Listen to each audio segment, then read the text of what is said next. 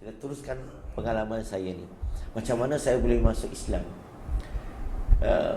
Ada 3 peringkat.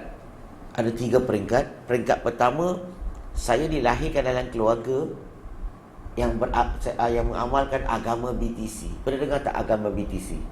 Bukan botak cing. BTC berarti Buddhism, Taoism, Confucianism. So saya lahirkan dalam keluarga sedemikian. Dan Alhamdulillah pada usia saya 14 tahun saya telah memeluk agama Kristian. Alhamdulillah. Hai, kenapa muka semua satu macam? Nanti saya jelaskan. Dan Alhamdulillah pada usia 27 tahun, selepas saya buat kajian perbandingan agama, saya jumpa kebenaran dalam agama Islam. So sekarang ni saya akan berkongsi ceritanya 3 peringkat ini. Macam mana saya boleh memeluk agama Islam. Kita mula dengan peringkat pertama tadi, agama BTC. Saya dilahirkan dalam keluarga yang banyak menyembah patung berhala. Sejak kecil, mak bapa telah ajar saya sembah berpuluh-puluh berhala. Banyak tak? Banyak kan? Tapi sejak kecil pun saya tak selesa nak menyembah berhala. Saya tak boleh terangkan, saya tak tahu apa sebab. Hanya just tak selesa nak menyembah berhala. Tapi sebagai anak tak ada pilihan, mak bapak buat, kita kena ikut.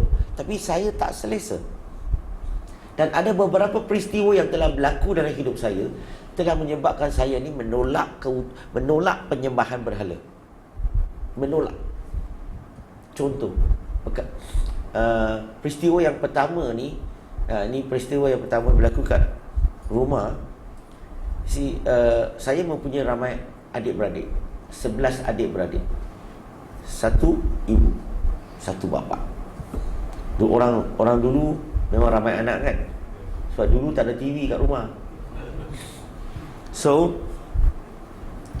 sejak mak saya, terutamanya mak saya ni bila kat rumah, bila berlaku apa-apa yang tak begitu elok, contohnya kalau ramai adik-beradik sakit kadang-kadang, ataupun pelajaran mereka kurang memuaskan, ataupun kerjaya mereka tidak begitu baik atau tidak begitu maju dan sebagainya, mak akan rasa apa? Akan rasa Tuhan yang dia sembah tu kurang berkesan. So dia akan bawa saya pergi ke kilang. Kilang buat apa? Beli Tuhan lah. So bila bawa saya pergi kilang, di luar kilang sebelum masuk aja, saya dapat menyaksikan macam mana orang buat patung tu. Tahu tak buat patung berhala tu? Macam mana dia buat Tuhan lah.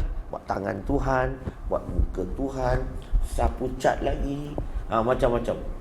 Saya sebagai budak pun rasa macam kelakar lah kan. Tapi masuk dalam kilang, bila masuk dalam kilang, wow, man, ini bukan sebarang kilang ni. Ini penuh dengan Tuhan. Rumah itu betul-betul rumah Tuhan, penuh dengan patung berhala. Oh, macam-macam. So itu tokek akan tanya mak saya lah, kita panggil aso. Tak, aso tu macam makcik lah. Aso, you mau beli apa Tuhan? Best tak? So mak saya akan beritahu tokek tu kat rumah ni, anak ramai sakit ni, tak habis-habis sakit. Dia dah berhenti, lain yang pula sakit. Kadang-kadang dia tak tahu apa itu penyakit merebak kan. So tak tahu apa sebabnya. So dia pergi tanya tokek tu, so apa Tuhan yang you rasa lebih baik untuk recommend, dia kata. Sesuai untuk pastikan kesihatan anak-anak saya semua ni baguslah. So tokek tu recommend, ini 5 Tuhan ini, you boleh pilih satu. Kelima-lima ni memang menjaga kesihatan. So dia ada Tuhan tanah, jaga keselamatan tanah. Tuhan bagi kekayaan, Tuhan menjaga kekayaan, Tuhan pelajaran, macam-macam lah you boleh beli. So mak saya kalau sakit beli Tuhan yang jaga kesihatan lah. So dia pun beli, balik rumah letak, sembah. Di rumah saya banyak patung berhala. Saya tidak selesa. Saya rasa macam tapi tak tahu nak cakap macam mana lah kan. Ini peristiwa yang pertama. Peristiwa yang kedua ni buat saya menolak ni. Peristiwa kedua ni buat saya menolak penyembahan berhala. Iaitu peristiwa tu, saya berpeluang untuk menyaksikan perlawanan bola sepak antara Melayu lawan Cina campur India. Kenapa Cina campur India? Di kampung saya ni, orang Melayu ni 80%, Melayu nak cari satu pasukan senang aja. China, India agak susah sebab kita ni 20% kena share tau. So kita terpaksa campur, orang India campur China baru boleh buat satu pasukan. So boleh lawan Melayu lah. Biasanya lawan bola, main bola, Melayu lebih pandai main bola. Setuju tak? Setiap kali main bola, Melayu menang. Memang Melayu lebih pandai main bola. Setuju? Setuju kan? India lebih pandai bercakap. China mungkin lebih pandai cari wang. So hari itu saya amat bertuah petang tu, saya menyaksikan perlawanan bola sepak antara Melayu lawan China, India. Dan hari itu orang Melayu kalah kali pertama. Hari ini dalam sejarah, kali pertama orang Melayu kalah.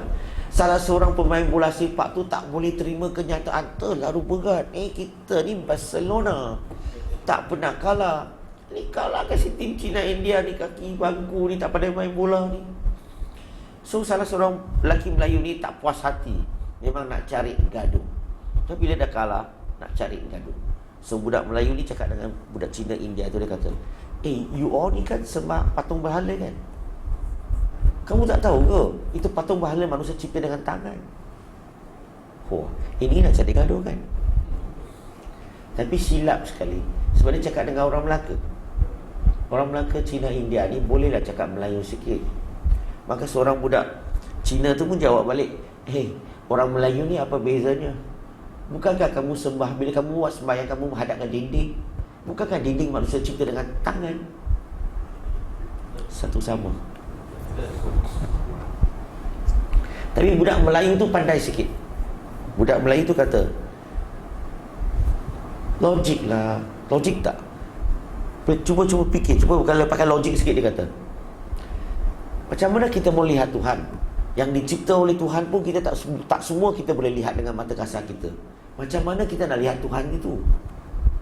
Itu Melayu pun kata, kita boleh sembah Tuhan di depan padang tanpa ada apa-apa kat depan. Boleh tak kamu sembah Tuhan tanpa ada patung kat depan? Terdiam mereka. Orang yang sembah berhala, tanpa berhala pun sembah apa? Budak Melayu pun tanya balik, nampak tak udara? Tanpa udara manusia boleh hidup?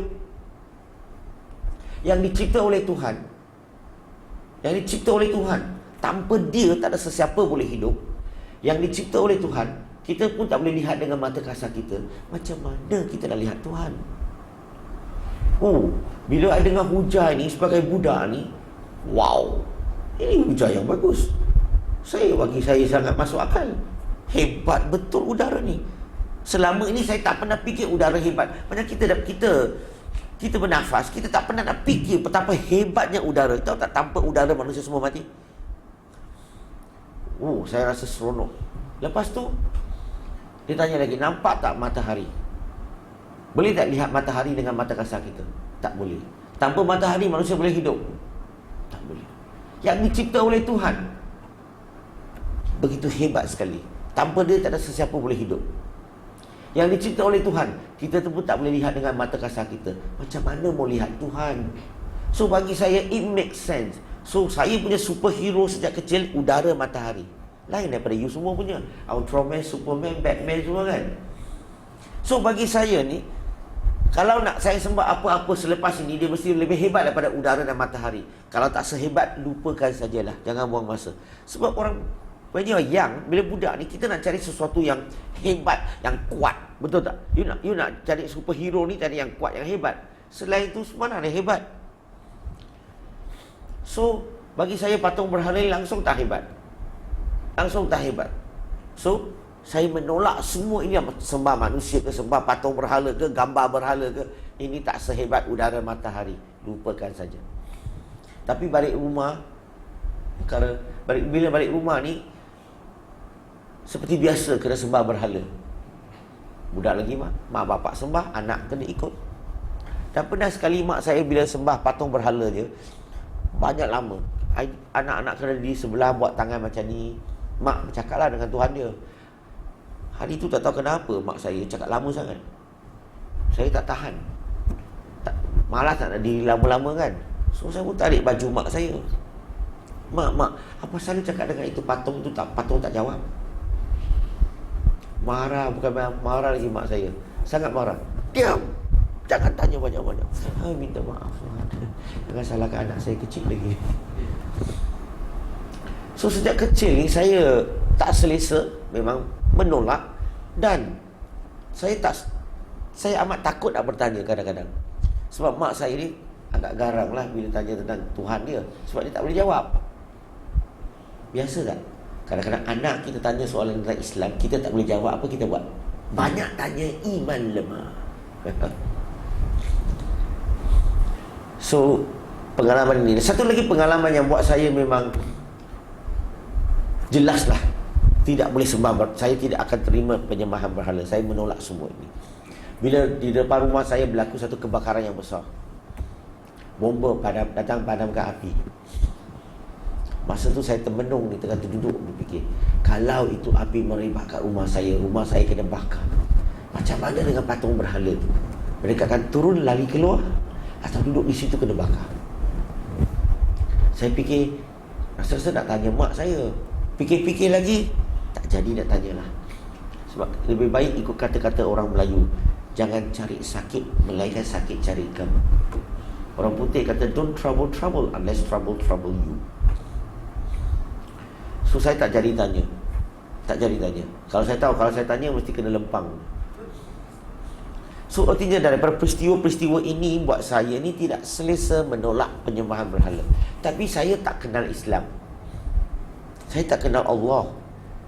Walaupun saya duduk di kampung 80% ke atas ni orang Islam, tak pernah seorang Melayu Islam datang cerita kepada kami. Tak pernah.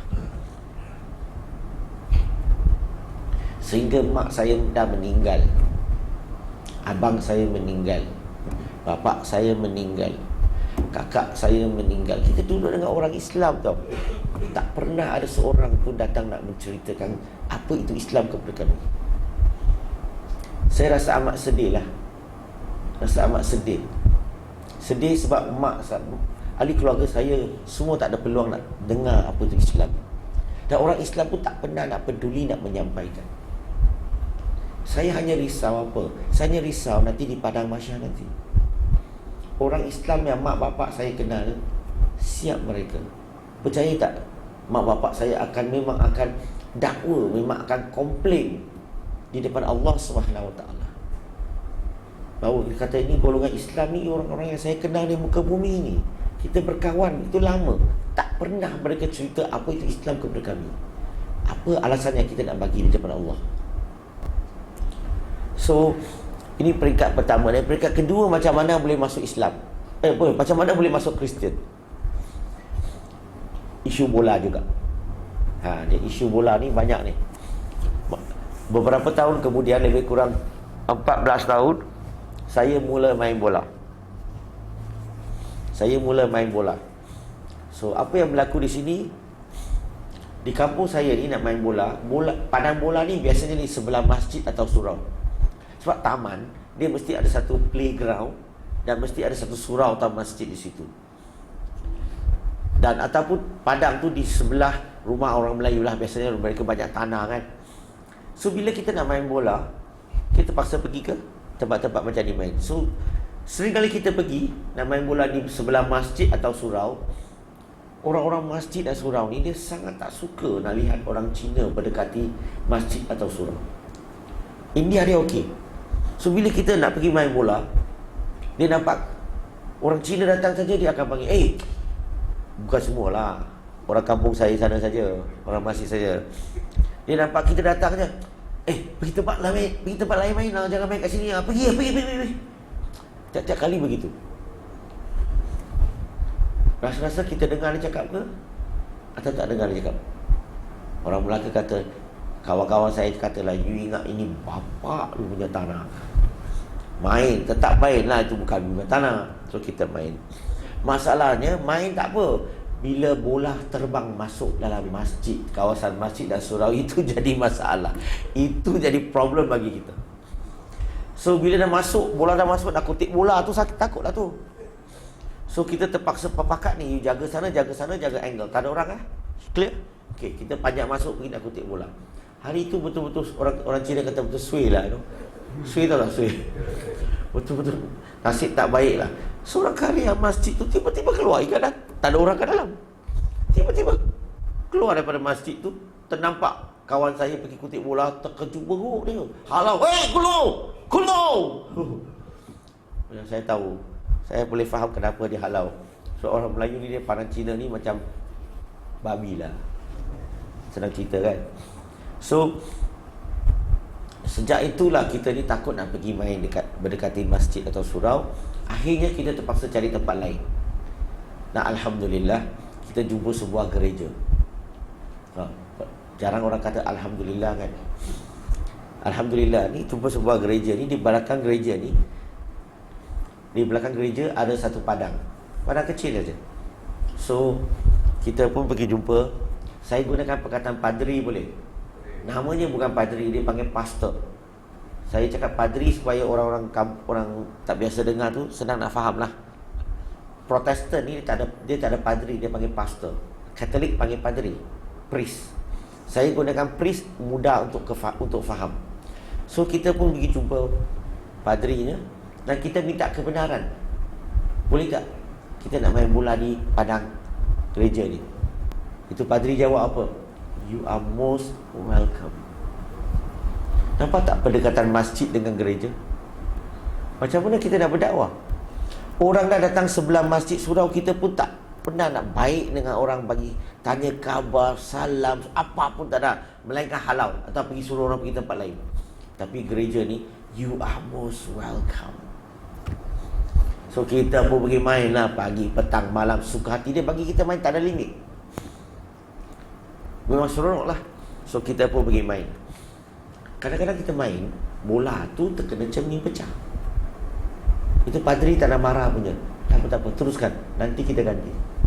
Kalau kena spotlight pecah, don't worry, nanti kita ganti. Selepas main bola, dia akan sediakan makan dan minuman dan duduk bersama dengan kita. Macam ni dah duduk, dia akan kasih makan. Lepas tu borak-borak lah, tanya khabar, tanya keluarga macam mana, mak bapak macam mana. Tapi sentiasa dia bagi nasihat yang baik-baik. Suruh kita pastikan campur orang yang betul. Baik dengan mak bapak, kena jaga mak bapak, kena belajar rajin-rajin supaya masa depan lurus. Bagi nasihat yang bagus-bagus. Dan dia juga offer kita, kalau sesiapa yang pelajaran yang kurang elok, jangan risau. Sini kita ada khusus, di gereja ni kita ada khusus tuition free punya.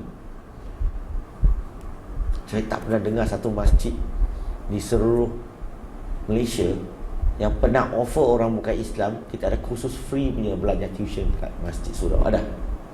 Tak ada. Kita sendiri mau jaga sendiri punya orang dulu. Orang lain bukan Islam jangan jaga dulu. Betul? Tengok pendekatan mereka. So kita dah main bola berbulan-bulan. Banyak cermin pecah, spotlight pecah, makan free, minum free. Barulah datangnya padri nak jemput kita masuk ke dalam gereja. Dia kata next week Christmas. Ini besok Christmas kan? Esok esok Christmas. So padri nak jemput kita pergi ke dalam gereja. Tapi member saya ni, kawan saya ni tak selesa nak pergi. So kita ni semua ni bukan Kristian. Kita tumpang tempat main bola je. Tapi masalah tu, kita terhutang budi. Bukan terhutang body. Budi, dengar elok-elok. So dah ada banyak cermin pecah, spotlight pecah, makan free. Yang sekarang ni nak cakap tak nak pergi susah. Lain kali nak main bola susah kan. So kawan saya pun mula cubalah, dia cuba nasib. Cakap dengan padri tu. Dia kata, padri, we are not Christian, we are Buddhist. Itu padri jawab balik apa? Don't worry, this is the house of God. Ini rumah Tuhan, it's for everyone. Dia kata God love everyone. Dia pernah dengar tak ustaz imam masjid cakap begitu? Tak pernah punya. God love Muslim je. God love everyone. Masjid kita kasih orang bukan Islam masuk? Secara umumnya tidak kan? Nampak tak pendekatan mereka? Pendekkan cerita, kita pun terpaksa pergilah. Hari itu pagi-pagi kita pergi ke gereja. Yang sangat seronok ni adalah padri itu bukan tunggu kat dalam. Padri itu tunggu kat gate besar tu. Dengan ketua-ketua gereja tu tunggu kat situ. Setiap orang datang, dia akan, how are you, Lim? How's everything? Wah, dia akan tanya khabar, dia akan salam kita. Oh, orang tunggu kat pintu. Saya dah masuk Islam 20 tahun. Pagi ceramah. Orang jemput saya, masjid surau jemput saya. Tak pernah sekali. Itu jemput saya ni tunggu kat gate. Tak pernah. Kadang-kadang saya masuk, saya kena cari lagi. Siapa ni? Apa ni? Pengurusi masjid ini. Orang yang jemput saya ceramah kat mana? Saya kena cari lagi. Tak cara dia layan orang. Dan bila kita masuk dalam gereja, tengok orang-orang dalam gereja tu, muka semua gembira, begitu peramah. Muka memang sedap sekali tengok muka mereka. Nak cari orang yang muka 20 sen tak ada. Muka pecah rumah pun tak ada. Muka orang hutang duit tak bayar pun tak ada. Memang sangat seronok. Okey, masuk dalam nyanyi lagu. Habis nyanyi lagu, dengar khutbah dia, ceramah dia lebih kepada storytelling. Mereka akan bagi cerita. Kita punya ceramah hukum. Mana satu lebih Islamik? Cara cerita itulah senang orang nak ingat. Dah bagi cerita, bagi tahu apa pengajarannya, orang belum mudah nak ingat. Tapi kalau bagi hukum, masih ingat lagi tak? Khutbah Jumaat yang lalu, apa ceritanya? Tajuk pun tak ingat. Betul kan? Sebab di Malaysia ni kita bukan bagi ceramah, kita baca teks. Apa punya sedih betul. Belajar tinggi-tinggi, jadi ustaz, jadi imam, baca teks. Ya, teks bagi, baca dulu, faham, gunakan bahasa sendiri. Mesej kat situ. Tak payah baca teks lah. Sebab baca teks ni sangat membosankan, buat orang mengantuk. Bukan buat orang faham. Yang kita nak address bagi orang faham, supaya orang faham apa isu yang berlaku di setempat itu. Lepas tu macam mana kita nak mengatasi masalah tu. Itu tidak. Nampak tak? Gereja. Lepas tu makan minum disediakan. Yang paling best boleh pilih hadiah sendiri. Pendekkan cerita, selepas pergi kali pertama, kita bila dah duduk bersama dengan kawan-kawan semua yang bukan Islam ni, kita pun bincang, best lah gereja sana ni. Kita semua dah rasa seronok lah. So kali bila seterusnya dia jemput, kita pergi. Jemput, kita pergi. Akhirnya apa? 90% masuk Kristian. Tak ada satu pun masuk Islam. Orang Islam pun tak pernah nak peduli. Dia tak pernah rasa susah kalau orang tak masuk Islam. Betul tak? Hati banyak bagus. Biarlah orang mati masuk neraka pun mampus sama you lah. Tak apa. So majoriti masuk Kristian. Dengan cara pendekatan, nampak tak pendekatan mereka? Dia tak cakap kitab pun, dia tak cakap Bible pun. Dia tunjukkan contoh akhlak yang baik. Orang pun tertarik dah. Sebab itulah ramai orang masuk Kristian. Sebab ramai orang suka Kristian sebab mereka tak bincang hukum hakam. Mereka tak cakap ini haram, itu dosa, itu neraka, tak ada punya. Mereka kata, don't worry, God love everyone. Dia semua everything is love. Kita ni semua ni hukum. So ini peringkat kedua. Peringkat yang ketiga, macam mana boleh masuk Islam? Ini kacau sikit. Saya punya turning point tak? Orang Melayu kata apa? Titik perubahan. Saya punya turning point ni bila saya pergi disco. Tengok muka disco tak? Saya pergi disco, saya jumpa seorang haji. Tuan haji lah tu. Dia kerja dalam disco. Asal? Haji tak boleh kerja disco? So, pendekkan cerita, dah kawan dengan haji tu dah lama. Haji tu satu hari dia bawa satu tape tau. Dulu tak ada CD. Dulu dipanggil VHS, apa? Video tape tau. If you remember size macam ni, kena tolak masuk punya. Okay, tape tu dia tunjukkan saya satu tape debat antara Sheikh Ahmad Didat dengan Jimmy Swaggart. Didat dengan Jimmy Swaggart. So debat. Saya dulu Kristian kan, dia Islam. Kita sama-sama kat disco. So saya pergi rumah dia lah, kita tonton tape tu lah. Selepas tonton tape tu memang panas saya ni. Panas, kenapa? Sebab tajuk tu debat adalah, is the Bible God's words? Adakah Bible tu kalam Allah? So Ahmad Didat asyik, bila dia bagi ceramah, dia kata Bible is not the words of God. Why? 1, 2, 3, 4. Dia bagi dalil, hujah.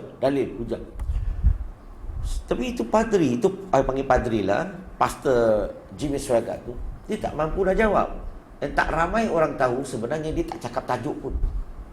Kebanyakan bila kita dengar debat, kita tak faham tajuk, kita tak fokus, tak faham dia cakap, dia menjawab soalan ke tidak. Jimmy Swaggart, dia jawab langsung, tak ada kena mengena dengan tajuk. Bayangkan, tajuk tu is the Bible, God's word.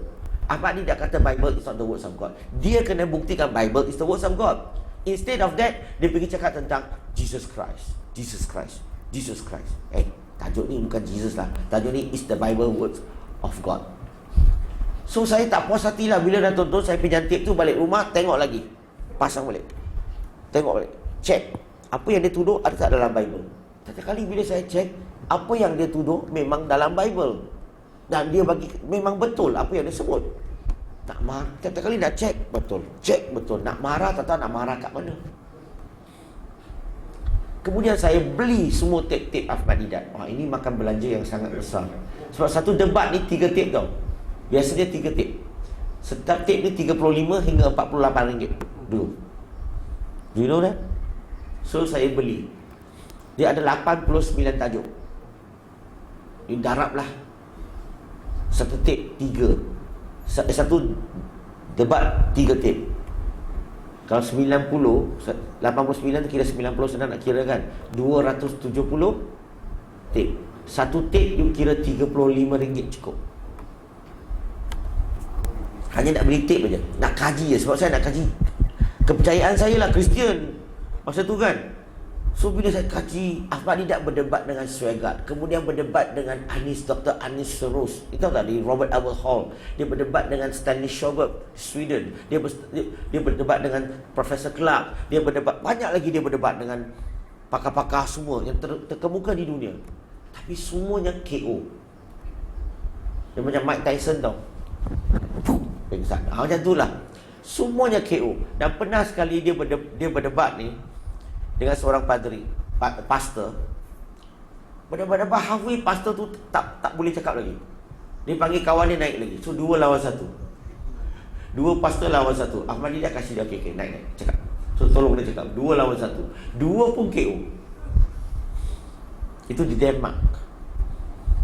Apa yang saya nak cerita di sini, debat-debat semua ni, bila saya tengok tu, cara kaji semua, baru saya tahu rupa-rupanya Bible ni bukan kalam Allah. Bible ni tulisan manusia, buku cerita. Kalau orang putih kata, generally as a whole, the Bible is not the words of God, but the Bible do contains the words of God. 1 or 2% the words of God. Boleh fahamkah? Secara umumnya Bible bukan kalam Allah, tapi Bible mengandungi 1-2% kata-kata Allah. So selepas buat kajian, so Bible ni yang saya jumpa ni terlalu banyak kelemahan, kecacatan, kesalahan dan sebagainya. Apa jenis masalahnya? Pertama, Bible sentiasa berubah. Dia ada lebih daripada 400 versi Bible. Bayangkan, bukan Bible satu tau, banyak.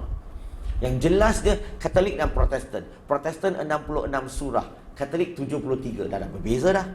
Walaupun dua-dua ni Holy Bible, tak tahu mana satu lebih holy. Kedua, Bible ni terlalu banyak percanggahan. Percanggahan ni beribu, bukan puluh tau, ribu. Lepas tu dia banyak cerita mengarut. Tahu cerita mengarut? Kalau saya tanya you all, tengok you punya general knowledge, okey tak? Burung ada berapa kaki? Salah. Bible kata 4. Harimau bintang ada berapa kepala? 1. Bible kata 7. Okay. Dia cerita, banyak cerita yang mengarut ni, tak masuk akal. Lepas tu dia banyak cerita yang bercanggah dengan sains.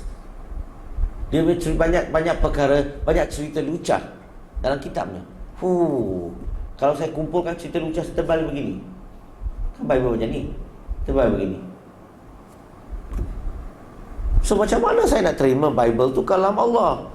Tidak mempunyai ciri-ciri. Kitab tu tidak kalau tu kitab daripada Tuhan tu, dia mestilah tak boleh ada percanggahan, mesti perfect lah kan. Tak boleh berubah. Dia mestilah tak boleh ada cerita bodoh atau mengarut kan. Dia tak bolehlah bercanggah dengan sains, sebab sains adalah sunatullah. Dia tak boleh ada cerita-cerita. Tak elok dah. Bible ada semua. So macam mana saya nak terima? Saya terpaksa tolak. Tapi saya tak nafikan orang Kristian baik. Tak nafikan beramai Kristian tu baik. Hanya kitab mereka tu tak betul. Sebab itulah dalam Islam, Islam beza dengan agama lain. Agama lain kata janji baik cukup.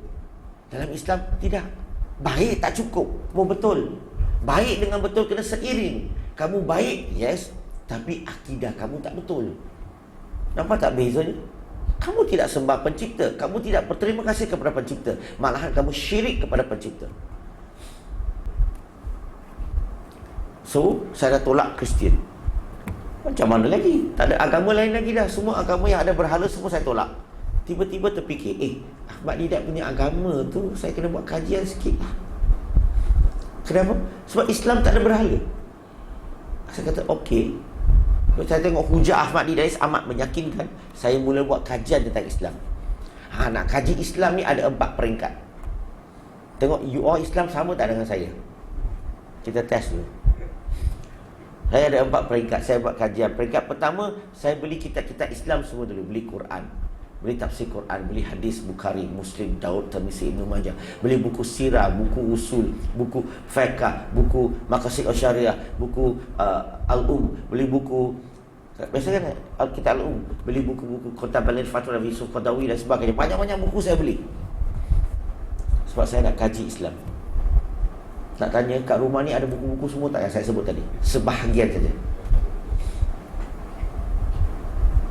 So peringkat pertama beli buku-buku.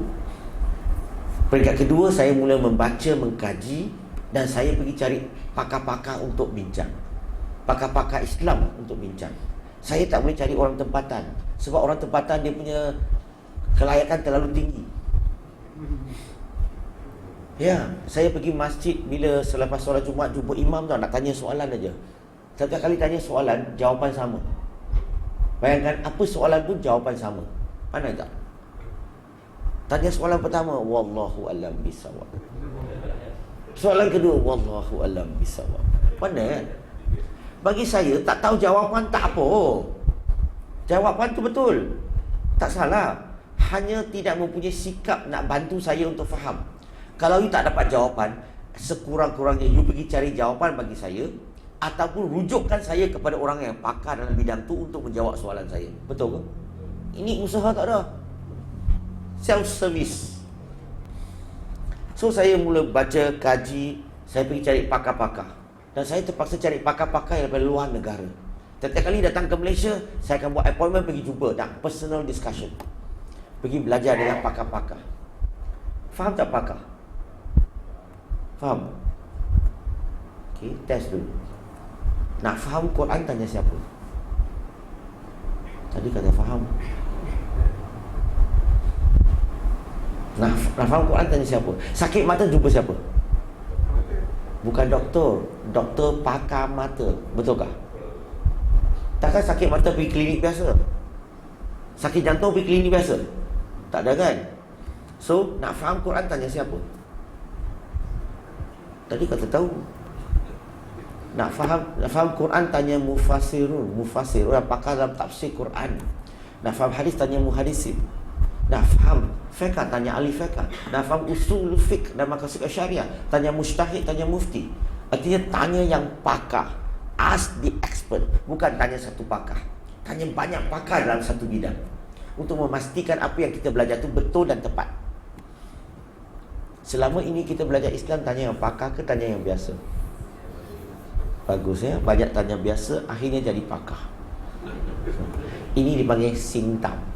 Tahu singtam tu apa? Sindir sampai hantam. Nak belajar Islam kena belajar dengan pakar kan? So saya belajar dengan pakar. Itu cara saya belajar. Sebab Allah juga berfirman dalam Quran kan, dalam surah Al-Anbiya surah ke-21 ayat nombor 7, fas'alu ala zikr in kuntum la ta'lamun. Kalau kamu nak tahu satu ilmu, tanya yang pakar. Allah tak suruh kita tanya orang yang ada ilmu, tapi Allah nak kita tanya dengan expert, the expert in that particular field. Masalah ni kita tak tanya pakar. So apa yang kita belajar kadang-kadang betul, kadang-kadang tidak betul. Tapi kita anggap semua Sahih Bukhari. Peringkat yang ketiga, Selepas saya dah kaji dengan pakar, tetap saya sentiasa terbuka. Saya terbuka untuk apa? Saya terbuka untuk kritikan, terbuka untuk diperbetulkan, terbuka untuk pandangan lain, terbuka untuk orang hantam. Kita mempunyai sikap begitu. Orang di sini boleh tak tegur? Halo? Boleh tak? Saya pergi masjid surau, tabung masuk duit banyak. Tabung nak letak, dipanggil suggestion box tu. Orang boleh ceritakan seolah-olah tak jumpa. Sebab di masjid surau ni, orang semua ni malaikat. Mana ada salah punya, mana perlu tegur. Kalau kita tidak mempunyai sikap, orang putih kata dibenarkan undo and unlearn. Kata undo and unlearn, orang putih sikit. Undo and unlearn dia tak boleh diperbetulkan. Kita buat iblis syaitan gembira. Mereka buka disco di sebelah saja surau atau masjid ini. Dia happy man, everyday disco. Kenapa? Iblis syaitan tak heran you minum. Minum tu arak lah. You makan kerapa pendek, you perempuan, you judi, you buat semua ini, dia tak heran. Sebab kita semua tahu dia haram. Suatu hari nanti ada kemungkinan kita akan bertaubat. Yang iblis syaitan paling suka apa? Suka kita ni tak boleh ditegur. Kenapa? Sebab dia suka kita mengamalkan sesuatu yang kita ingat ini sunnah Nabi, padahal itu bukan sunnah Nabi. Maka kita akan mengamalkan sesuatu yang bercanggah, yang bukan ajaran Nabi, dan kita akan amalkan sampai kita mati. Maka kita akan sesat selama-lamanya. Itu yang dia paling suka. Orang sini boleh tegur? Saya masih ingat lagi. Sebab saya sangat suka orang tegur saya tau. Saya suka orang hantam saya. Sebab saya baru belajar.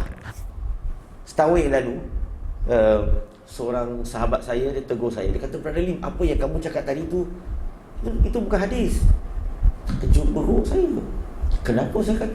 Yang pertama, itu yang saya dengar cerita daripada ustaz. Ustaz yang terkemuka lagi, yang terkenal. Ustaz cakap, saya pun cakap lah, ini silap saya lah, saya tak pergi cek. Kan Allah sebut dalam Quran, dalam surah Hujurat surah ke-49 ayat nombor 6, ya ayyuhallazina amanu ija'akum fasiqun binaba'in fatabayyanu. Bila seseorang fasik bawa satu berita kepada kamu, maka siasat itu berita dulu. Ini kelemahan diri saya lah. Saya tak siasat, saya terima bulat-bulat. Saya ingatkan ustaz ni semua maksud. So saya pergi cerita tu kepada orang lain. Tapi bila kawan tegur, terkejutlah. Saya balik cek, rupa-rupanya memang betul saya salah. Saya terima kasih kepada orang yang tegur saya, dan saya minta maaf kepada orang yang saya pernah cerita.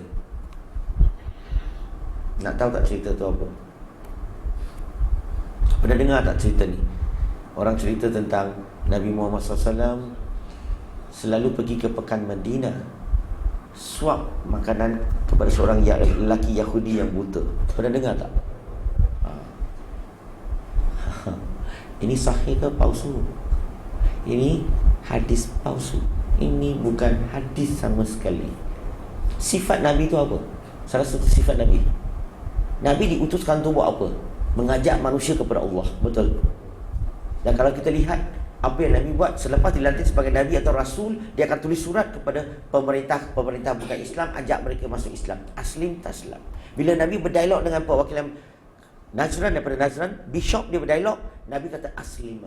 Nabi akan ajak orang kepada Islam. Takkan Nabi pergi suap Yahudi itu, kasih makan, tak ajak dia kepada Islam, tak terang apa itu Islam, tauhid kepada dia. No way. Itu bercanggah dengan sifat Nabi Muhammad SAW. Itu bukan hadis. Dan bila saya cek, memang bukan hadis. Tapi itu cerita popular tak? Popular. Dalam khutbah Jumaat kat Selangor cakap juga. Terkejut beruk saya. Itu satu. 2 bulan lepas, satu lagi. La ilaha illallah. Lim ni banyak kelemahan.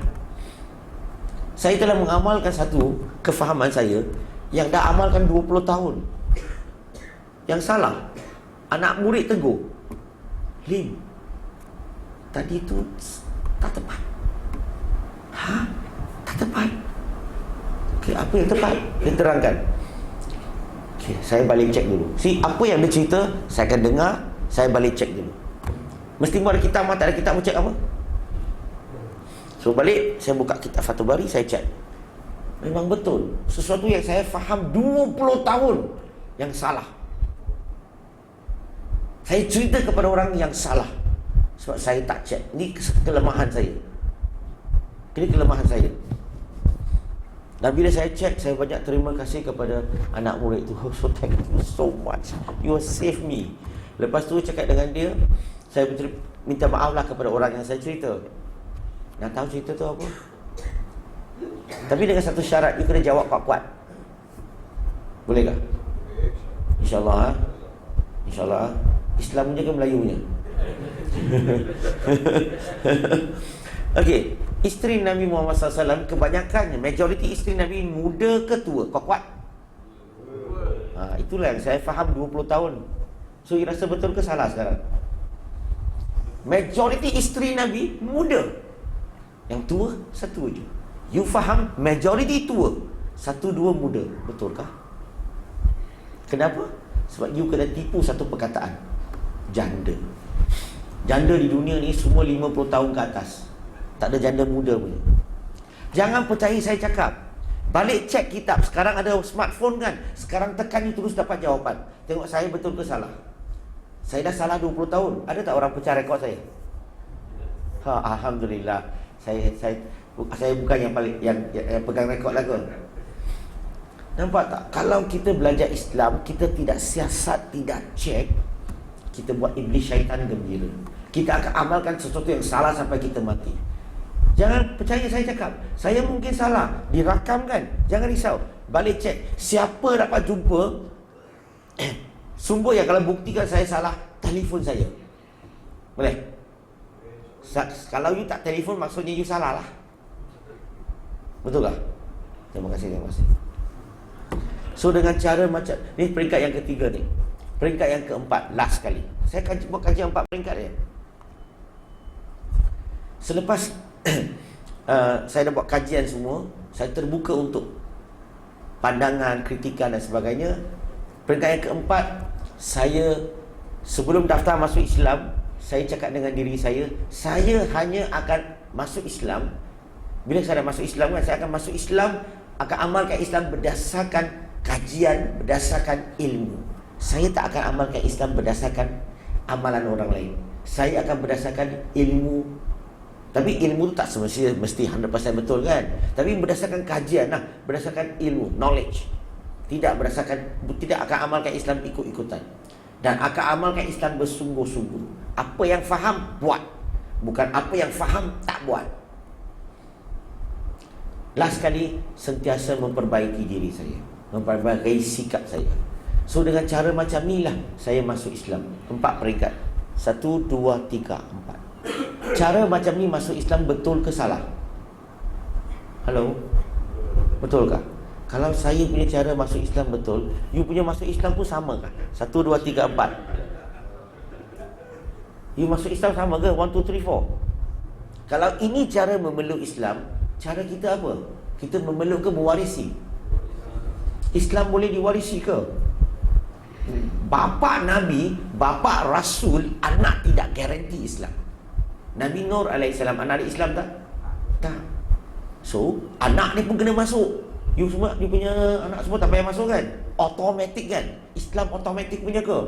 No way man. You have to embrace the religion. Do not inherit the religion. You have to embrace the religion with knowledge, based on the research. Kalau tidak, nama Islam aja. Hello. Itu pengalaman saya. Saya cakap you kan. So, ni sedikitlah macam mana saya masuk Islam, perjalanan saya kepada Islam.